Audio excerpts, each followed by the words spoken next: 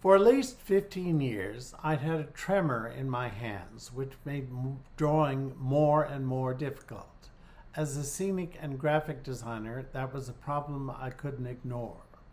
With input from my doctors, I decided on a procedure called deep brain stimulus, where they implant an electrode in your brain, run a wire to monitor in your chest, and control the tremor through your cell phone. It had a 96.5 success rate, and the best part, I could turn it off if I didn't like it. The surgery happened at NYU Langone in March 2023. Recovery was smooth. I went home in a couple of days, back to work, and everything felt normal until about 3 weeks later when an assistant said, "You're slurring your words." I didn't believe him at first, but when we rushed to CityMD, they said, "This is serious. You need to go to the hospital immediately." I went to NYU Langone again, and luckily the lead surgeon was on call. He was very concerned, saying, "I've never seen this happen. We might have to take out everything that we put in." He was more hopeful the next morning. Turned out I had suffered a stroke from going back on a blood thinner for my heart too soon. There were no written instructions about it from a doctor, and I didn't decide to start taking it again on my own. So how it all happened will just remain a mystery. I spent a week in the hospital and 3 more in rehab. Eventually, I recovered as much as I could, but now I had aphasia. Truth be told, I didn't even know I had aphasia until several months later. The fact that I became aphasic after my stroke was sort of a surprise to me. Believe me, the stroke was a surprise too. But even in the months or weeks of hospitalization, I don't recall anyone saying, "You have aphasia now, so you should be aware of it." Then at a theater event, I ran into a friend, a director, whose wife, Emily, I had known as an actor. He was surprised. "I didn't know you'd had a stroke. You should talk to Emily. She's now a speech therapist, and she's here today." Emily introduced me to the Aphasia Narratives group at Hunter College, and I've been a member ever since. It's really been a godsend.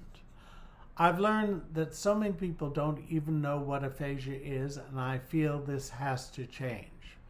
Before my stroke, I was for many years the artistic director of an off-Broadway theater, and I often spoke to audiences before our performances. I had a good rapport with people that they still recall. After the stroke, off-the-cuff speaking became more difficult, and I began using notes. Nowadays, my audience is the Gavel Club. Though I use the notes, I still like to sound extemporaneous. When I speak there, I often write out my speech ahead of time on the Notes app on my iPhone. Having notes in front of me takes the pressure off and allows me to be more connected while speaking, without fear of tripping up or not remembering what I intended to say. Another change I've made while speaking publicly is that I adjust my tone, pace, and pauses. This allows me to take my time, think clearly when I speak, and the pauses allow me to regroup if needed or simply catch my breath. The added benefit is that it is easier to listen to. I've noticed that with this change, speaking more intently draws more people in no matter what I have to say. Intentional speaking generates more intentional listening. Most importantly, the key is speaking to people as people. It's not making a speech, it's having a conversation. I find that doing anything I can, using humor or references to speak to the audience, is effective. Using personal anecdotes to connect is especially successful. The goal is to connect, to make people feel understood and heard, whether it is a large audience or an individual navigating communication challenges. I find that not talking down to an audience, but approaching them at their level, makes them feel included, even if they know nothing about the topic to begin with. I've learned to deal with this condition in a way that works for me.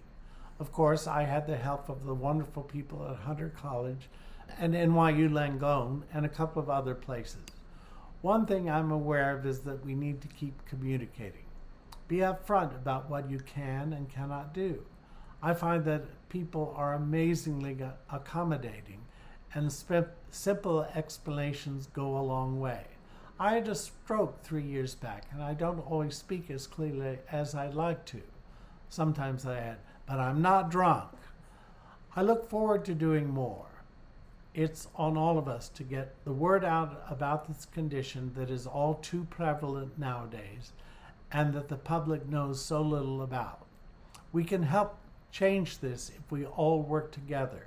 The Gavel Club, the National Aphasia Association, and similar programs are the perfect way to make this happen.